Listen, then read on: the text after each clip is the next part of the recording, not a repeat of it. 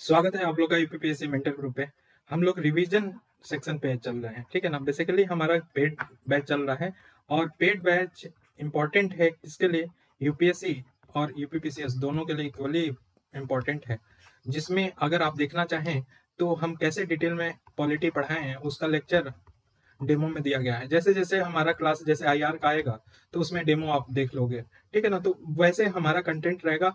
Content wise में हम यही दावा कर सकते हैं कि देखो आपका एक भी क्वेश्चन नहीं छूटेगा और हमने क्या किया है, syllabus to the point cover किया है, ठीक है। तो हम इसमें प्री के क्वेश्चन जो बन सकते हैं लोअर ग्रेड में, पीसीएस के इतर जो बन सकते हैं यूपी ट्रिपल एसएससी में, वहां पे देख सकते हैं। चाहे आईआरबीआई ग्रेड 1 आरबीआई में हो, रेलवे में हो, ये कहीं भी प्री के क्वेश्चन बन सकते हैं जो बहुत अच्छे क्वेश्चन बन सकते हैं। जो क्वेश्चन के माध्यम से नहीं कराया जाएगा उसको हम वर्बल क्या करेंगे, कोशिश करेंगे बहुत क्वेश्चन बताने के, कम से कम 100+ इसमें क्वेश्चन होंगे। और ध्यान से सुनेंगे तो प्री के जो क्वेश्चन टफ पूछे जाते हैं, चाहे यूपीएससी हो, चाहे यूपीपीसीएस हो, और चाहे कहीं भी जीके पूछा जा रहा हो, वहां के क्वेश्चन सॉल्व हो जाएंगे, ये गारंटी देता हूं, ठीक है ना। इसमें फैक्ट मैं नहीं इंक्लूड किया हूं, जो प्री पढ़ाएंगे उसमें फैक्ट इंक्लूड करेंगे, ठीक है ना। तो अब चलते हैं आगे। देखो विभिन्न प्रकार के विधेयक के बारे में हमने बताया है। एक होता है साधारण विधेयक। तो साधारण विधेयक का पहला क्वेश्चन यही पूछा जाता है कि संविधान में कोई परिभाषा है कि नहीं साधारण विधेयक का। तो अगर दे दे तो संविधान में कोई परिभाषा नहीं है, ध्यान रखना, ठीक है। और साधारण विधेयक केवल लोकसभा में प्रस्तुत किया जाता है कि राज्यसभा में प्रस्तुत किया जाए, कि दोनों में कर सकते हैं या किसी एक में भी कर सकते हैं। तो किसी भी सदन में प्रस्तुत किया जा सकता है, चाहे लोकसभा हो चाहे राज्यसभा में, वहां से स्टार्ट होगा। अब बात है कि क्या साधारण विधेयक में, और क्वेश्चन आते हैं कि साधारण विधेयक में प्रेसिडेंट का पूर्वानुमति जरूरी होता है।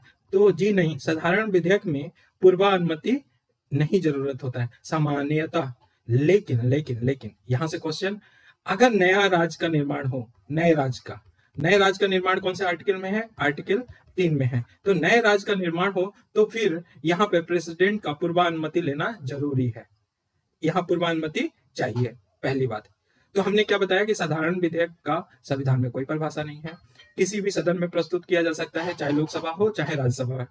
और साधारण विधेयक में किसी का, चाहे साधारण विधेयक में प्रेसिडेंट का पूर्वानुमति जरूरी है कि नहीं है, तो पूर्वानुमति जरूरी नहीं है सामान्यतः। लेकिन नए राज्य का निर्माण करना हो तो वहां पे पूर्वानुमति जरूरी हो जाता है। अब नेक्स्ट होता है कि आर्टिकल 108 के तहत बोला गया है क्या, संयुक्त बैठक। और संयुक्त बैठक का मतलब क्या कि लोकसभा और राज्यसभा एक साथ बैठे। तो कब, जब साधारण विधेयक में कोई गतिरोध उत्पन्न हो जाए दोनों को लेके, लोकसभा को और राज्यसभा का, इन दोनों के बीच में कंफ्लिक्ट हो जाए, तो संयुक्त बैठक कौन बुला सकता है, प्रेसिडेंट बुला सकता है, ठीक। क्वेश्चन गलत नहीं होना चाहिए प्री का, ठीक है ना, क्योंकि ये कंसेप्ट पे है सीधे सीधे, ठीक है। और ये अगर देखें तो साधारण विधेयक में लोकसभा और राज्यसभा सामान्यतः क्या होते हैं, बराबर होते हैं। लेकिन अगर देखा जाए व्यवहार के रूप में, तो राज्यसभा 6 माह के लिए साधारण विधेयक को 6 मंथ के लिए निलंबन कर सकता है, सिर्फ 6 महीना, ठीक है। तो थोड़ा सा शक्ति कम है राज्यसभा में साधारण विधेयक को लेके, ठीक है। तो साधारण विधेयक से अगर कोई भी क्वेश्चन आए तो गलत नहीं होना चाहिए, ये ध्यान रखना। अब आ जाओ संसद के सदस्य की बात करें तो देखो होता है ना कि विधेयक जब पढ़ते हो न्यूज़पेपर में, तो विधेयक को 2 लोग प्रस्तुत करते हैं। अब यहीं से क्वेश्चन प्री में पूछा जाता है। एक कहते हैं कि सरकारी विधेयक है, और एक बोलते हैं कि निजी विधेयक है। तो सरकारी विधेयक और निजी विधेयक का मतलब क्या होता है? सरकारी विधेयक का मतलब कि जो संसद का मंत्री है वो पेश करे। सरकारी विधेयक का मतलब जो संसद का मंत्री हो वो हो। लेकिन मंत्री के अलावा जो संसद के सदस्य हैं वो अगर विधेयक पेश करें उसको निजी विधेयक कहते हैं। ध्यान में रखना, सरकारी विधेयक और निजी विधेयक, ठीक है ना, गलत नहीं होना चाहिए प्री का क्वेश्चन। अब आ जाओ संविधान संशोधन। तो पहला क्वेश्चन ये उठता है कि संविधान संशोधन कौन से आर्टिकल के तहत होता है? तो 368 के तहत होता है। तो किस सदन में ये प्रस्तुत होता है संविधान संशोधन? लोकसभा में प्रस्तुत होता है कि राज्यसभा में? तो साहब ये किसी भी सदन में प्रस्तुत किया जा सकता है। क्या यहाँ पे प्रेसिडेंट का पूर्वानुमति जरूरी है? नहीं है, पूर्वानुमति जरूरी नहीं है। तो संविधान संशोधन विधेयक कौन से बहुमत से पारित किया जाता है, साधारण बहुमत से कि विशेष बहुमत से? तो ध्यान रखना विशेष बहुमत से पारित होता है।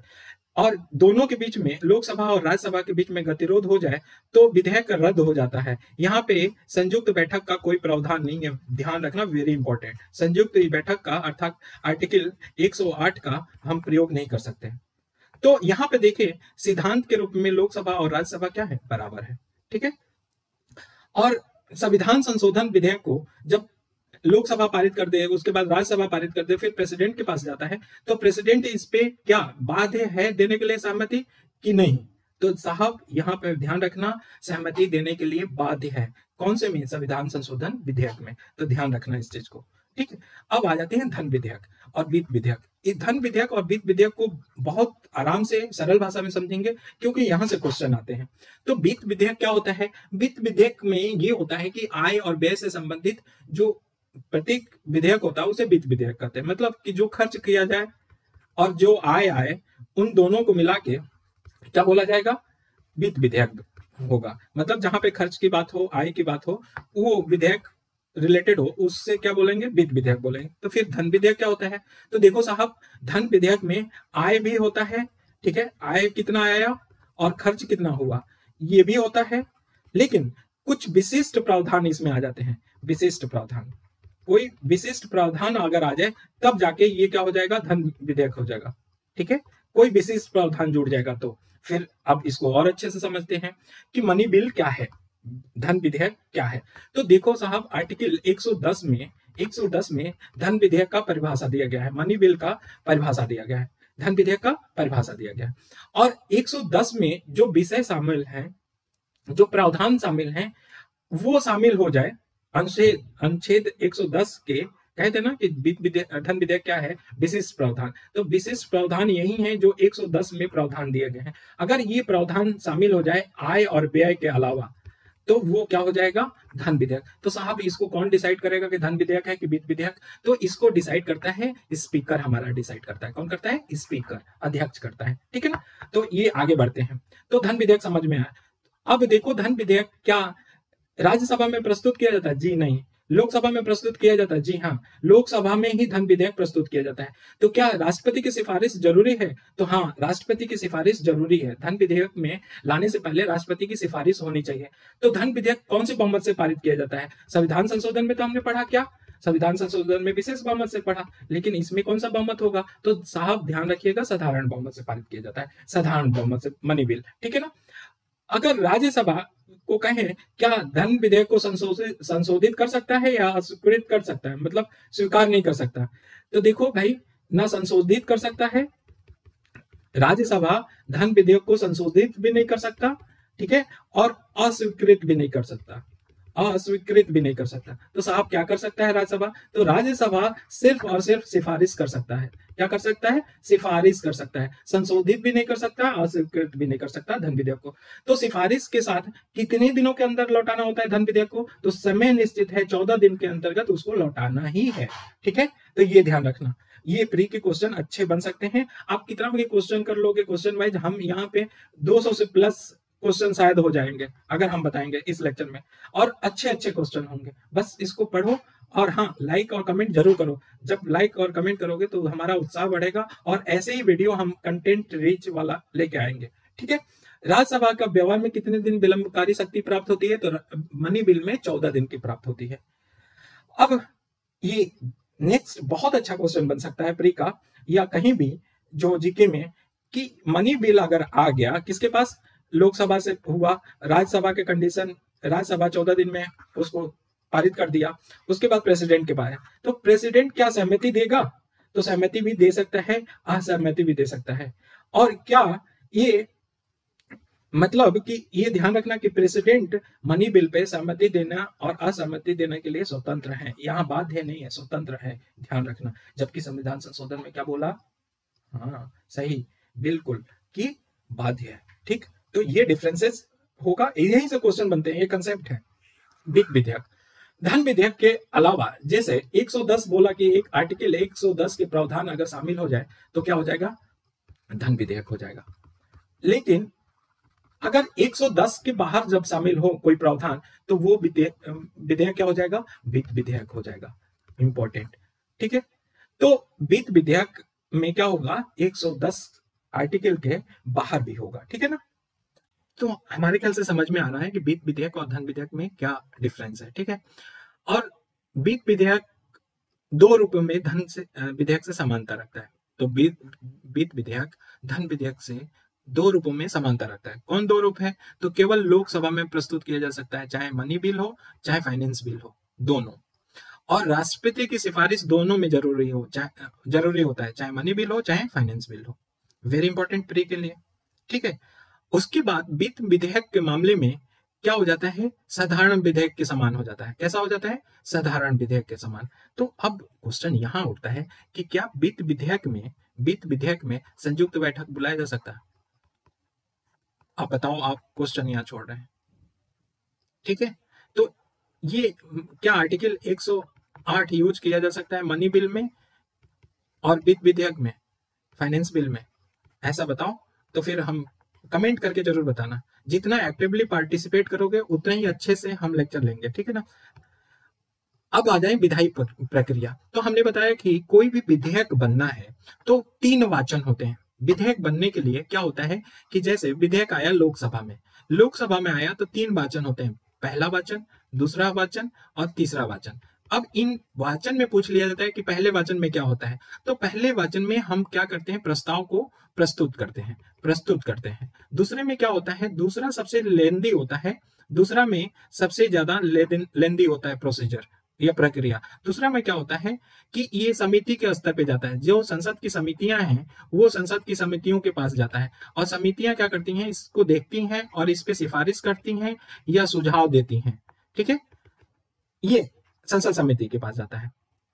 और इसमें क्या होता है सेकेंड वाले में ही कि जो खंड वाइज होता है, खंड वाइज क्या करेंगे, बहस करेंगे, और प्रत्येक धारा को देखा जाता है। जितने इसमें सेक्शन दिए गए हैं उस धारा को देखते हुए संशोधन सुझाए जाते हैं कि संशोधन करना है, ये करना है। ये सेकंड में होता है। तीसरा में क्या होता है, तीसरा में होता है कि इस पे मतदान किया जाता है कि ये विधेयक पास होगा कि नहीं होगा। फिर मतदान किया जाता है, अगर मतदान से ये पास हो जाता है तो फिर ये विधेयक यहाँ से पास माना जाता है। कहां से, लोकसभा से। फिर वो राज्यसभा में जाएगा और राज्यसभा में ये 3 प्रक्रिया होगी, ठीक। समझ में आया। यहां से प्री के क्वेश्चन बन सकते हैं। अब आ जाओ संसद में लाए जाने वाले विभिन्न प्रकार के प्रस्ताव, और प्रस्ताव से बढ़िया क्वेश्चन बन सकते हैं प्री में। तो एक अविश्वास प्रस्ताव है, नो कॉन्फिडेंस मोशन बोलते हैं। तो ये सिर्फ और सिर्फ लोकसभा में लाया जाता है। और किसके द्वारा लाया जाता है अविश्वास, तो जो सत्ताधारी दल होता है ना, उसके खिलाफ लाया जाता है। और कौन लाता है, विपक्ष वाले लाते हैं, और लोकसभा में लाया जाता है। Very important. अब बताओ कि अविश्वास प्रस्ताव क्या ऐसे ही ला देंगे? नहीं, न्यूनतम 50 सदस्य अगर हस्ताक्षर करेंगे तब जाके अविश्वास प्रस्ताव लाया जा सकता है। तो न्यूनतम कितने सदस्यों के हस्ताक्षर होना चाहिए, 50 होना चाहिए, ठीक है। और एक सत्र में सिर्फ एक बार ही अविश्वास प्रस्ताव लाया जा सकता है, ठीक है। तो ये ध्यान रखना। अब विश्वास प्रस्ताव, तो विश्वास प्रस्ताव जैसे ही अविश्वास प्रस्ताव विपक्ष लाएगा तो जो सत्ताधारी दल होगा वो क्या लेके आएगा, विपक्ष सत्ताधारी विश्वास प्रस्ताव आएगा। तो जैसे अविश्वास कहाँ था, लोकसभा में, तो विश्वास प्रस्ताव भी कहाँ लाया जाएगा, लोकसभा में लाया जाएगा, ठीक है। और ये मंत्रिपरिषद जो है बना हुआ है उसके द्वारा लाया जाता है, ठीक है। तो ये ध्यान रखना। और विश्वास प्रस्ताव में ऐसा होता है, विश्वास प्रस्ताव में अपना बहुमत सिद्ध करना होता है। अगर बहुमत सिद्ध नहीं हुआ तो फिर सरकार क्या हो जाता है, गिर जाती है, या मंत्रिपरिषद क्या करते हैं, मंत्रिपरिषद अपना त्याग पत्र दे देते हैं, ठीक है। और एक तथ्य है, ये जान लो कि सर्वप्रथम चौधरी चरण सिंह के शासनकाल में, जो 1979 में शासनकाल था, उनके खिलाफ लाया गया था अविश्वास प्रस्ताव, परंतु उसके पेश होने से पहले वो क्या कर दिए थे, त्याग पत्र दे दिए थे। सॉरी, थोड़ा सा बोलने में ये हुआ कि सर्वप्रथम चौधरी चरण सिंह के शासनकाल में विश्वास प्रस्ताव प्रस्तुत करना था, लेकिन वो विश्वास प्रस्ताव प्रस्तुत करने से पहले ही क्या कर दिए, अपना त्याग पत्र दे दिए थे, ठीक है। और उनकी सरकार गिर गई थी। काम रोको प्रस्ताव या स्थगन प्रस्ताव, ये कहां पे लाया जाता है, तो लोकसभा या राज्यसभा में लाया जा सकता है। अभी देखो, अविश्वास प्रस्ताव किसमें बोला, लोकसभा में। विश्वास प्रस्ताव किसमें, लोकसभा में। लेकिन स्थगन प्रस्ताव, कार्य स्थगन प्रस्ताव या काम रोको प्रस्ताव केस में लाया जा सकता है किसी सदन में, चाहे लोकसभा हो चाहे राज्यसभा हो, किसी भी सदन में लाया जा सकता है, ठीक है। लेकिन बहुत important, very very important pre के क्वेश्चन बन सकता है क्या कि कुछ लोग मिलकर लेके आएंगे काम रोको प्रस्ताव कि एक सदस्य भी ला सकता है। तो ध्यान रखना, एक सदस्य भी ला सकता है क्या काम रोको प्रस्ताव या कार्य स्थगन प्रस्ताव, एक सदस्य भी ला सकता है। लेकिन लेकिन चर्चा कब होगा इस पे? चर्चा तभी होगा जब 50 लोग हस्ताक्षर कर दें, 50 लोग क्या कर दें, सहमति व्यक्त कर दें, तभी इस पे चर्चा होगा काम रोको प्रस्ताव पे। तो काम रोको प्रस्ताव भैया है क्या, कौन सी बला है? तो काम रोको प्रस्ताव का मतलब है कि जनहित का कोई बहुत महत्वपूर्ण विषय है, उसको लाया जाता है और जो संसद में कार्यवाही चल रही है उसको रोक कर उस महत्वपूर्ण जनहित के मामले पे चर्चा किया जाता है, इसीलिए उसको रोका जाता है, इसलिए कार्य स्थगन प्रस्ताव बोला जाता है। ठीक है, तो समझ गए कि काम रोको प्रस्ताव या कार्य स्थगन प्रस्ताव में क्या होता है और किस में लाया जाता है, लोकसभा या राज्यसभा दोनों में लाया जा सकता है। अब एक है ध्यान आकर्षण प्रस्ताव, वेरी वेरी इंपॉर्टेंट। प्री में क्या क्वेश्चन बन सकता है कि ध्यान आकर्षण प्रस्ताव क्या भारत में है क्या और कहीं है? तो ये भारत की देन है भैया, ध्यान रखना। ध्यान आकर्षण कब लाया गया था पहली बार ध्यान आकर्षण प्रस्ताव? 1954 में लाया गया था, 1954 में। कई बार आईएएस में पूछा गया है, आप लोग भी ध्यान रखो, 1954 में पहली बार ध्यान आकर्षण प्रस्ताव लाया गया या भारत के द्वारा इंप्लीमेंट किया गया, ये भारत के द्वारा। ठीक है, तो ध्यान आकर्षण प्रस्ताव किसके द्वारा लाया जा सकता है, तो किस सदन में लाया जा सकता है? तो देखो हम यहीं पे बांट ले रहे हैं कि देखो लोकसभा में कौन कौन लाया जा सकता है, तो अविश्वास, विश्वास प्रस्ताव, और राज्यसभा या लोकसभा कहीं भी लाया जा सकता है। उसमें कौन कौन है, तो हमने इसे पहले बताया था कार्य स्थगन प्रस्ताव, और दूसरा इसमें जोड़ दिया कौन, हमने जोड़ दिया ध्यान आकर्षण।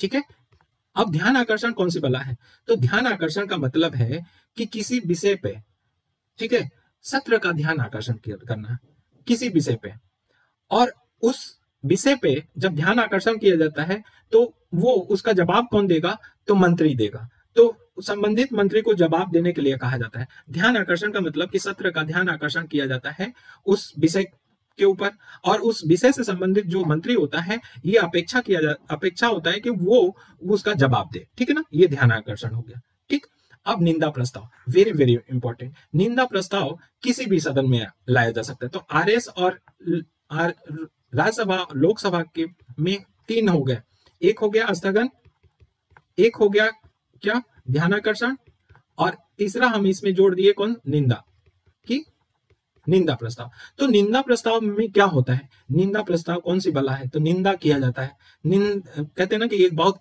निंदनीय है, निंदनीय है मतलब कि कोई मंत्री हो उसकी निंदा किया जाए, या संपूर्ण मंत्रिपरिषद का क्या किया जाए, निंदा किया जाए। तो ध्यान रखना, निंदा प्रस्ताव में एक मंत्री का भी किया जा सकता है और संपूर्ण मंत्रिपरिषद का भी निंदा किया जा सकता है उस सत्र में, जो सत्र चल रहा है।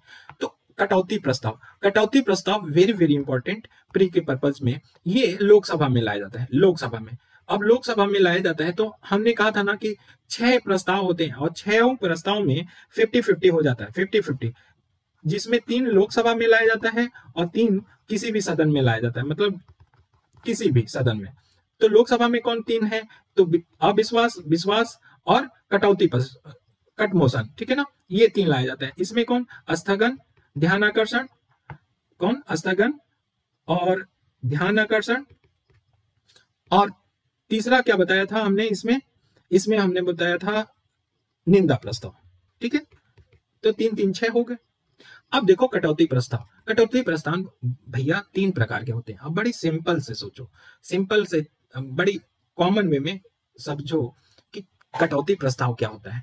कटौती प्रस्ताव का मतलब होता है कि किसी योजना के लिए सरकार क्या हो, जो धनराशि मांग रही है उसमें कटौती किया जाए।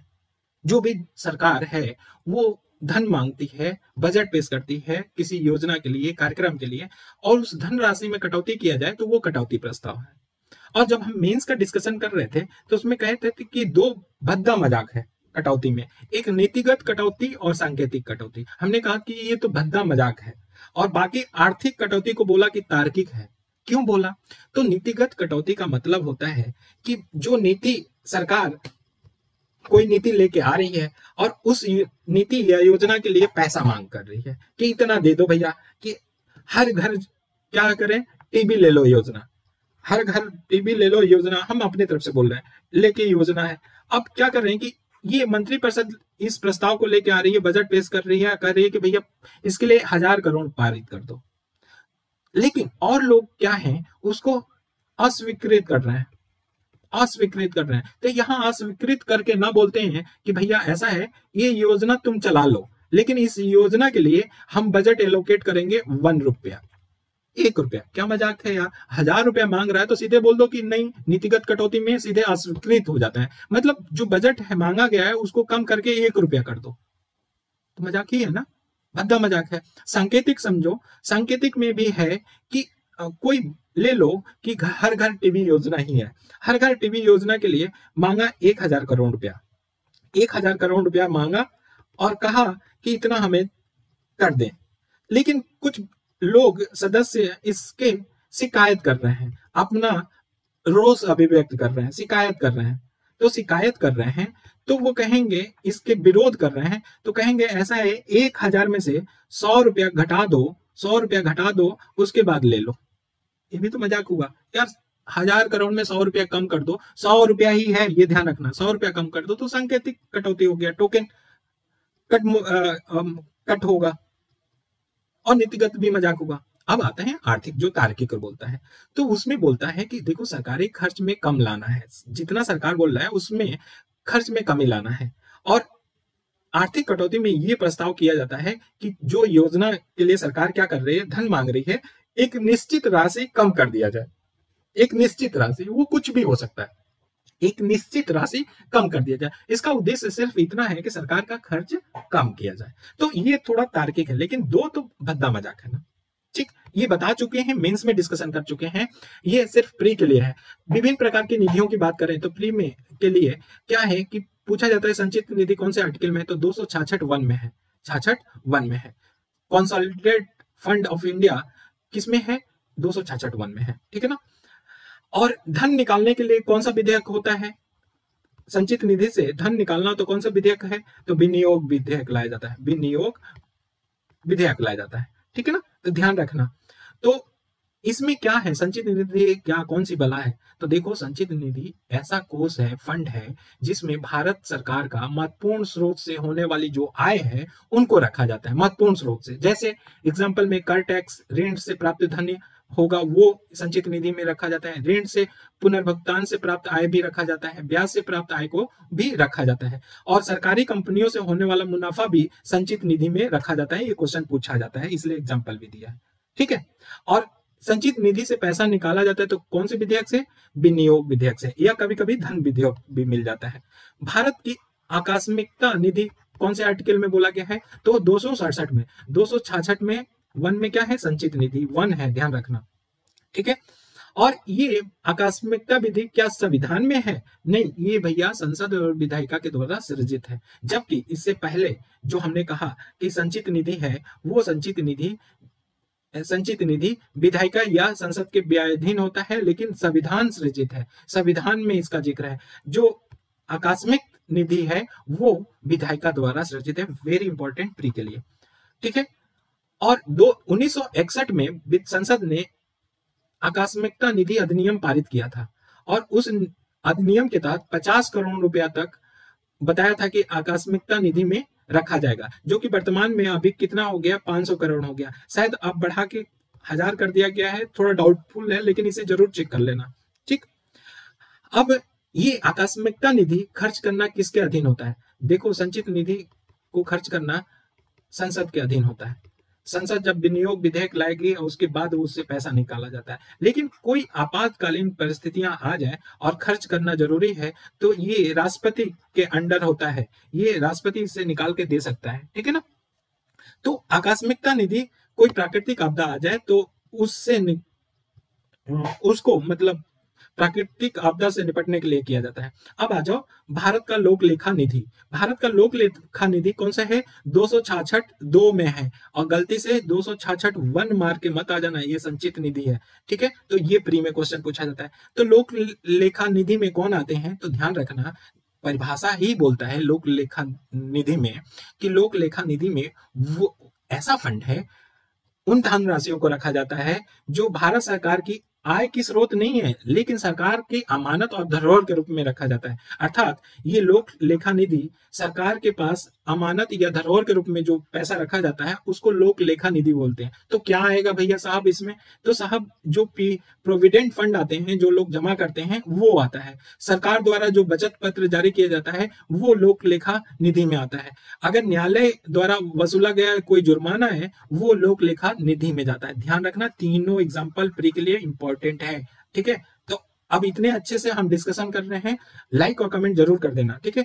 विभिन्न प्रकार के समापन कितने प्रकार के विधेयक के होते हैं? तो 3 प्रकार के विधेयक समापन होते हैं, ठीक है। बहस, एक तो साधारण समापन होता है, सिंपल क्लोजर। तो साधारण समापन में क्या होता है कि किसी विषय पे बहस होता है, उसमें मतदान कर दिया जाता है, समाप्त हो जाता है। एक होता है गिलोटिन। गिलोटिन का मतलब है कि ऐसा देखा होगा ना कि सर रखवाया जाता है और मुंडी काट दिया जाता है, चलाया जाता है, उसको को गिलोटिन बोलते हैं। तो किसी विधेयक के क्या कर दें, सर हटा दें, शीर्षक हटा देते हैं, शीर्षक हटा के सबको मर्ज करके और एक साथ सबका क्या कर लेते हैं, बहस कर लेते हैं, तो वो गिलोटिन समापन होता है। एक होता है तीसरा कंगारू समापन। कंगारू समापन में क्या होता है कि जो विधेयक है उसमें सारे इंपॉर्टेंट विधेयक को क्या कर देंगे, धाराओं को चिन्हित कर लेंगे, सेक्शन को क्या कर लेंगे, चिन्हित कर लेंगे और उसको सबको मर्ज कर लेंगे जो इंपॉर्टेंट है और उस पर बहस करके मतदान करवा लेंगे। ये कंगारू समापन है, जो इंपॉर्टेंट धाराएं हैं उन पे, ठीक है। तो इस पे प्री के क्वेश्चन पूछे जाते हैं सीधे सीधे। प्रश्न काल क्या होता है, क्वेश्चन आवर। तो क्वेश्चन आवर पहली बात की भारत की देन है, भारत की देन है। और ये 11 बजे से 12 बजे तक होता है, 1 घंटे का होता है।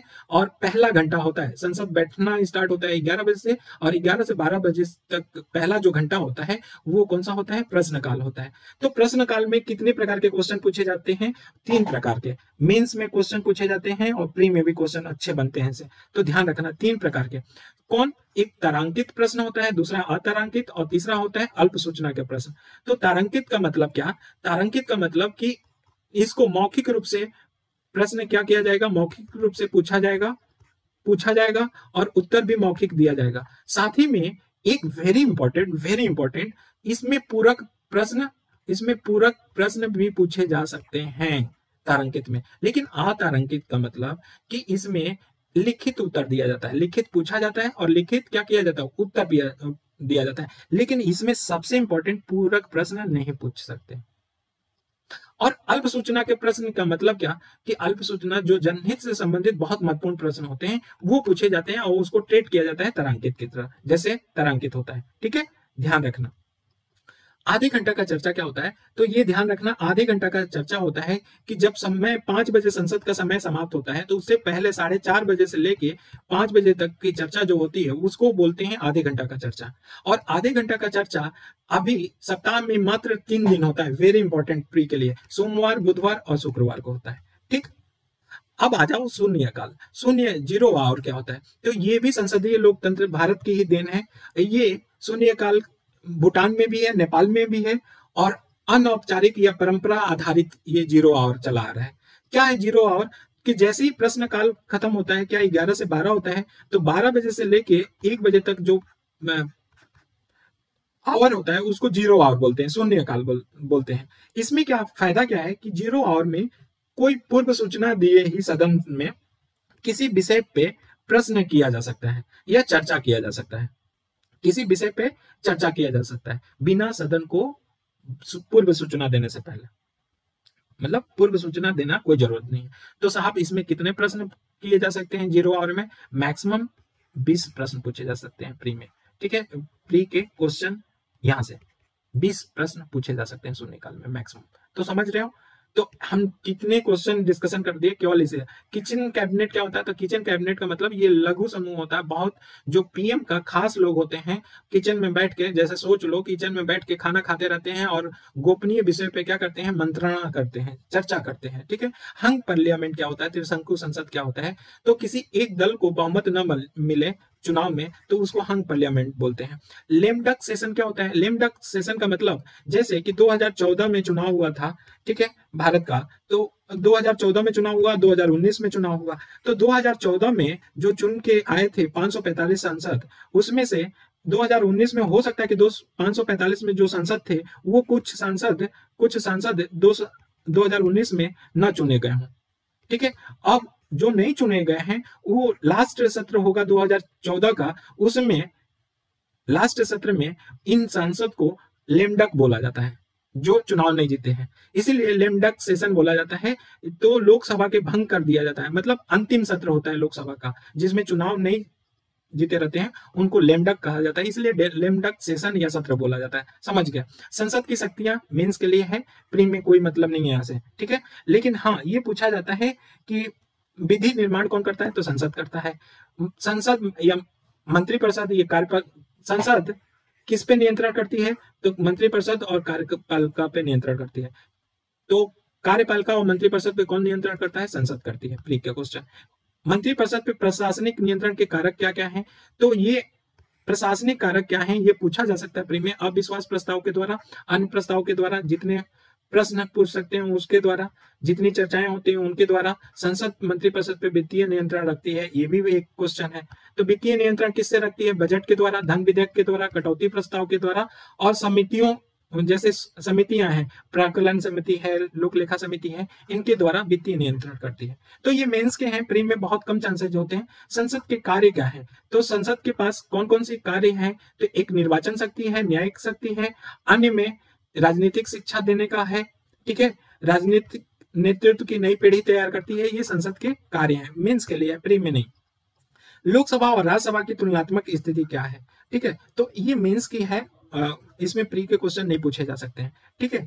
अब कहां कहां लोकसभा की शक्ति राज्यसभा की शक्ति के बराबर होती है, तो ये 4 जगह लोकसभा और राज्यसभा की शक्ति बराबर होती है। निर्वाचन कार्य शक्ति में, न्यायिक शक्ति में, संशोधनकारी संविधान संशोधन जो होता है उस शक्ति में, और विभिन्न प्रकार के आपातकाल का अनुमोदन करने में। ध्यान रखना, आपातकाल के अनुमोदन हो तब भी करना।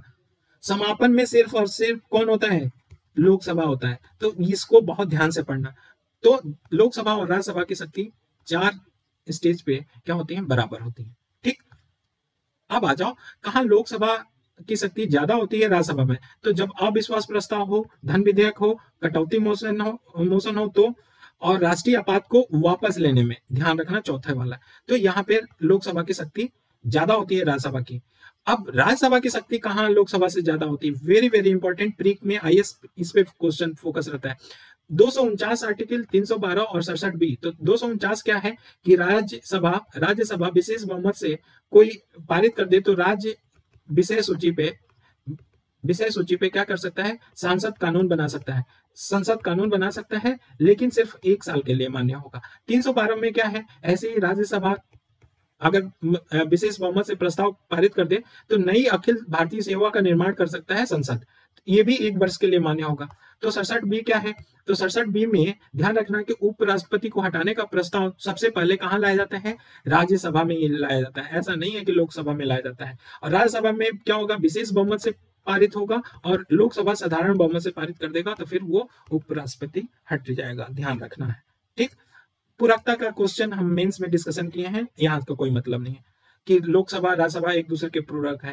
राज्यसभा की अप्रासंगिकता की बात भी मेंस की है, यहाँ पे कोई बात नहीं।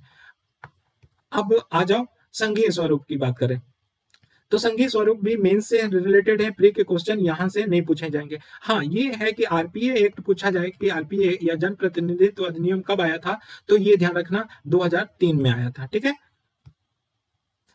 क्या राज्यसभा को समाप्त कर देना चाहिए, ये मेंस का है, यहाँ पे डिस्कशन करने का कोई मतलब नहीं है। संसद का पतन कैसे हो रहा है, डिक्लाइन क्या हो रहा है, ये भी मेंस का क्वेश्चन है, यहाँ से प्री के क्वेश्चन नहीं बन सकते, ठीक है। संसदीय समितियां के बारे में क्वेश्चन बन सकता है। संसदीय समितियों को क्या बोलते हैं, लघु विधायिका भी बोलते हैं या लघु संसद बोलते हैं। तो पहला क्वेश्चन यही प्री का होगा कि किसको लघु संसद बोला जाता है, तो संसदीय समितियों को बोला जाता है, ठीक है ना।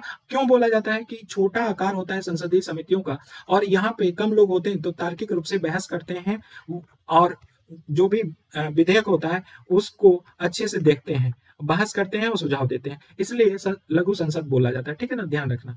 अब संसदीय समितियां कितने प्रकार की होती हैं, तो 2 प्रकार की होती हैं, जो प्रत्येक एक वर्ष पे बनाई जाती है, उसको स्टैंडिंग कमेटी बोला जाता है, या अस्थायी या प्रवर्ग समिति बोला जाता है, जिसमें लोक लेखा समिति आता है, प्राक्कलन समिति आता है, और सार्वजनिक समिति आता है, ठीक है ना। ये एक एक साल पे निर्माण किया जाता है। एडहॉक कमेटी क्या है या तदर्थ समिति होते हैं वो समिति जो समय समय पे बनाया जाता है। ऐसा नहीं है कि प्रत्येक साल में बनाया जाता है, नहीं, वो समय समय पे बनाए जाते हैं। जैसे चयन समिति हो गया, ठीक है, विशेष समिति हो गया। चयन समिति क्या होता है, ये चयन समिति विधि निर्माण के लिए गठित किया जाता है। विशेष समिति क्या है कि विधि निर्माण के अलावा जो समिति गठित किया जाता है उसे विशेष समिति बोलते हैं। तो चयन समिति किसके लिए, विधि निर्माण के। तो स्टैंडिंग कमेटी होती है, एडहॉक कमेटी होती है, प्रीम के लिए इंपॉर्टेंट, ठीक है। अब राज्य का विधानमंडल के बारे में क्वेश्चन पूछा जा सकता है। तो राज्य के विधानमंडल में देखो कि प्रत्येक राज्य में क्या है, विधानसभा है, लेकिन द्विसदनीय जहां विधान परिषद है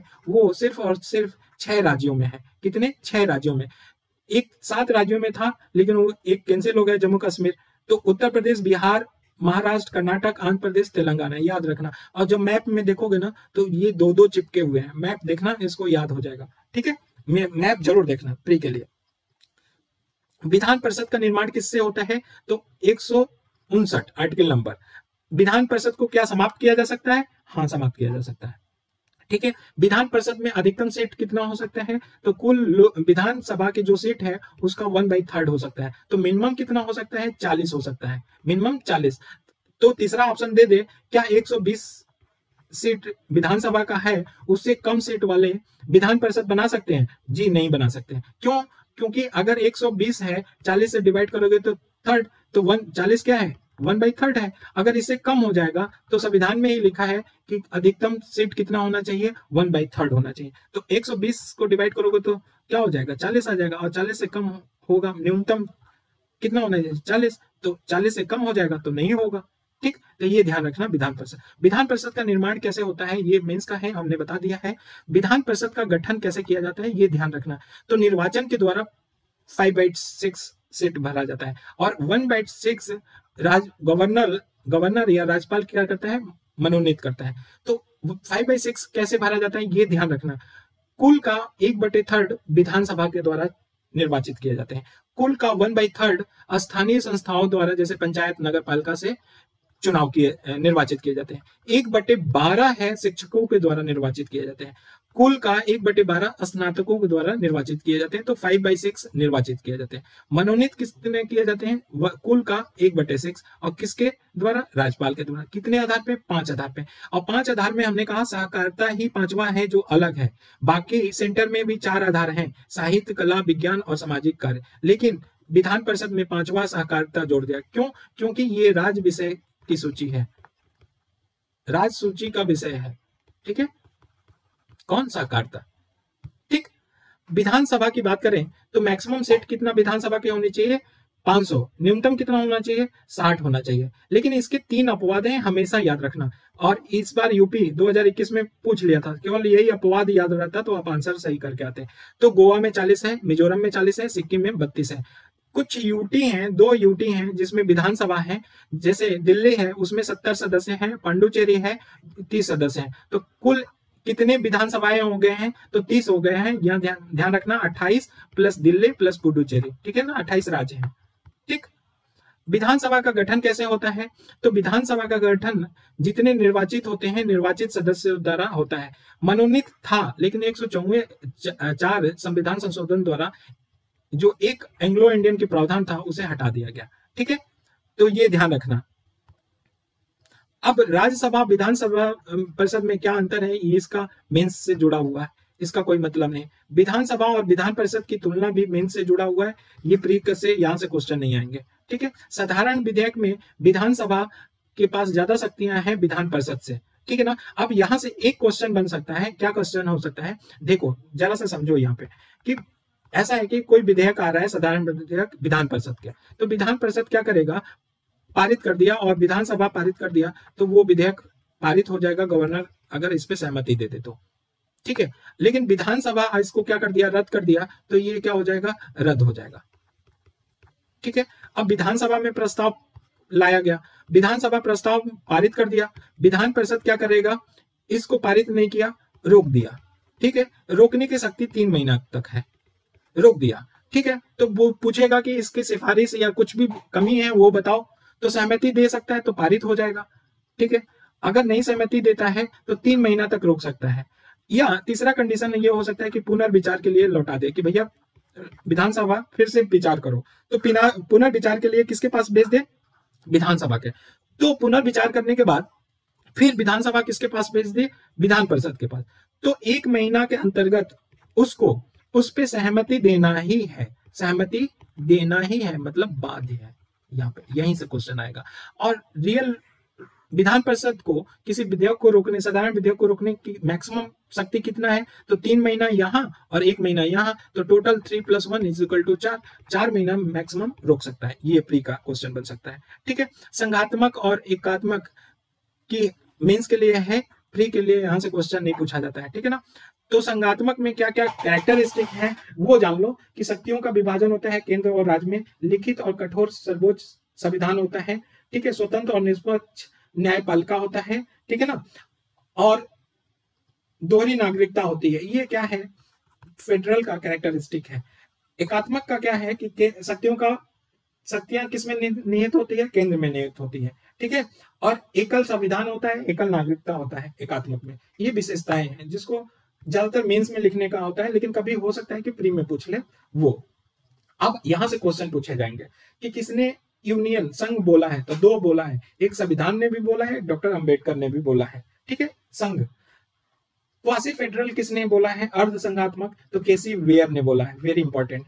आइवर जेनिंग ने क्या बोला है संविधान के बारे में? तो एकात्मक लक्षणों वाला संघ है। और किसने बोला कि सौदेबाजी का संघवाद है, भारत का संघवाद सौदेबाजी का संघवाद है? तो W.H. मॉरिस जोन्स ने बोला, वेरी इंपॉर्टेंट। तो किसने सहकारी संघवाद बोला है? तो वेरी इंपॉर्टेंट, ग्रेनविल ऑस्टिन ने बोला है। ठीक, ये ध्यान रखना। नेक्स्ट प्री में क्वेश्चन ये पूछा जा सकता है कि भारत का जो संघवाद है वो यूएस के करीब है, अमेरिका के नजदीक आता है कि कनाडा का? तो ध्यान रखना, हमारा जो संघवाद है वो कनाडा से ज्यादा मैच करता है, यूएस से नहीं, अमेरिका से नहीं। तो बस आज के लिए इतना ही। लाइक और कमेंट करिएगा तो और अच्छे वीडियो और बहुत अच्छे से वर्बली रूप में हम क्या करेंगे, बहुत अच्छे क्वेश्चन बताएंगे, जो कि एक भी अगर हमने बता दिया और तथ्य वाला जोड़ दिया तो पॉलिटी के एक भी क्वेश्चन नहीं, केवल पॉलिटी के नहीं, अगर आप लोग सब्सक्राइब रखेंगे तो सारे विषय के मैं ऐसा ही बताऊंगा। चलिए, थैंक यू सो मच।